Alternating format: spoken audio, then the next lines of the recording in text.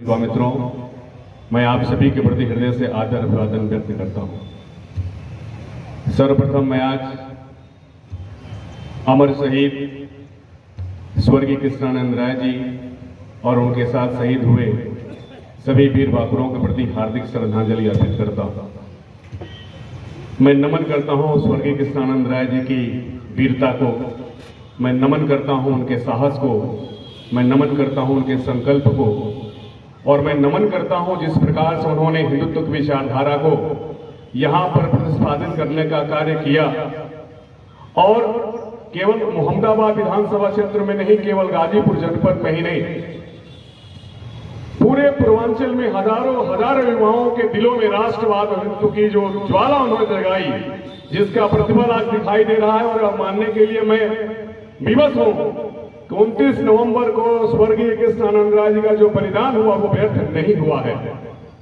आज पूरे उत्तर प्रदेश में माननीय योगी आदित्यनाथ जी की सरकार ने जिस प्रकार से राष्ट्रवाद के परचम को लहराया है, योगी जी भी निश्चित रूप से स्वर्गीय कृष्णानंद राय जी के बलिदान से प्रेरणा प्राप्त किए। आज का दिन हम सभी के लिए एक संकल्प लेने का दिन है।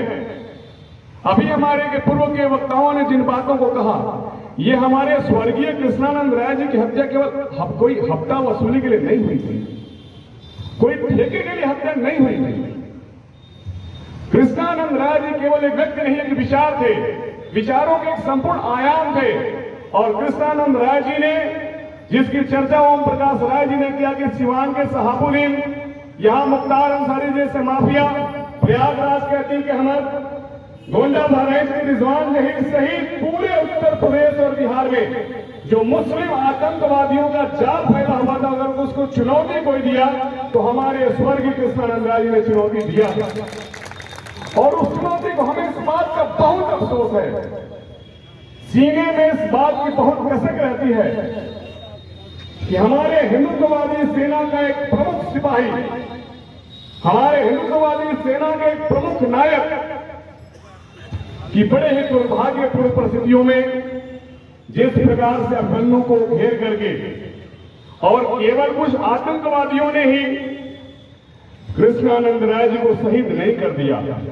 उस समय की तत्कालीन सरकार मुलायम सिंह यादव जिसके मुख्यमंत्री थे, शिवपाल यादव जिसमें एक वरिष्ठ मंत्री थे, आप सभी लोग उस घटनाक्रम से अवगत हैं कि जब यहां के एसपी ने शिवपाल यादव से बात करने का प्रयास किया कि फाटक पर अवैध असलहों को लेकर के अनेक प्रदेशों से अपराधी आकर के वहां छिपे हुए हैं, वहां पर हमें छापेमारी करने की आवश्यकता है, लेकिन सीएम हाउस से बार बार मना किया गया, मुख्यमंत्री कार्यालय से बार बार गाजीपुर करने का अफसोस हुआ।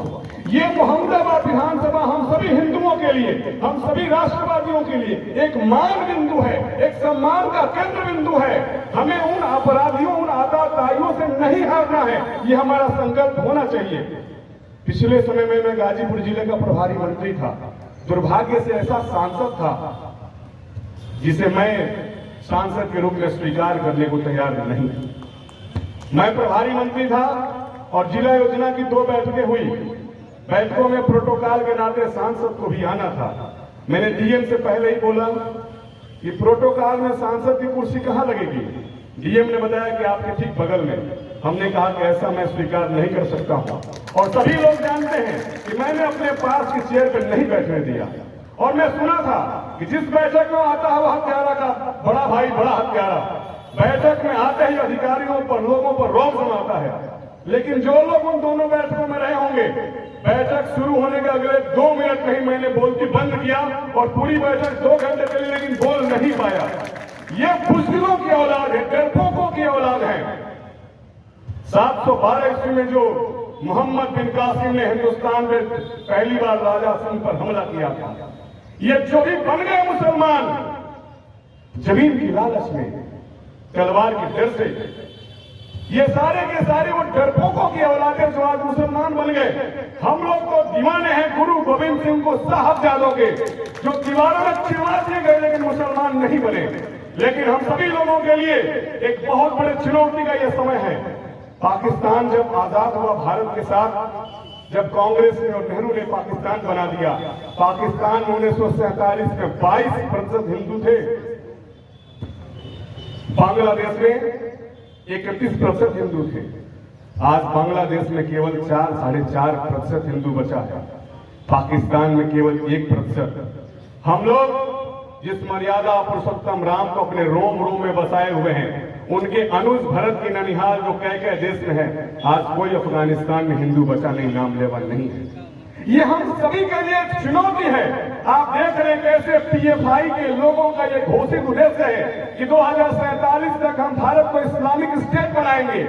आखिर पीएफआई से, आखिर लश्कर तोयबा से, आखिर सिमी से और उनसे भी बड़ी जो एक आतंकवादी समाजवादी पार्टी है, इनसे कौन लड़ेगा? ये आतंकवादियों की सरगना कांग्रेस से कौन लड़ेगा?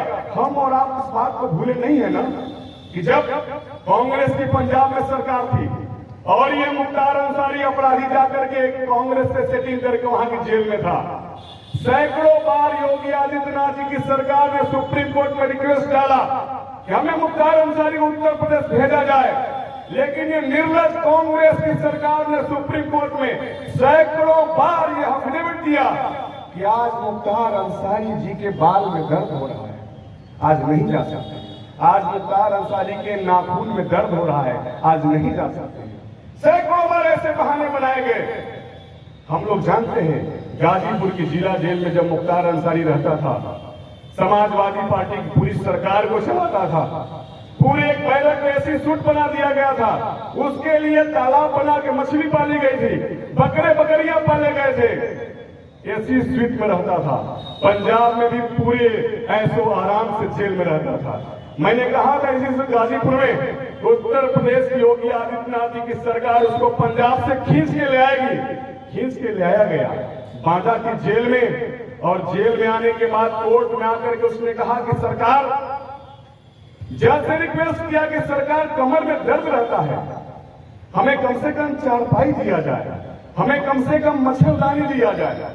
जो मुख्तार अंसारी गाजीपुर की जेल में समाजवादी पार्टी के शासनकाल में, जो पंजाब में कांग्रेस के शासनकाल में ऐसी सीट पर रहता था, वो योगी जी के राज में बांदा की जेल में चारपाई और मच्छरदानी मांग रहा और उसको नहीं दिया जा रहा है।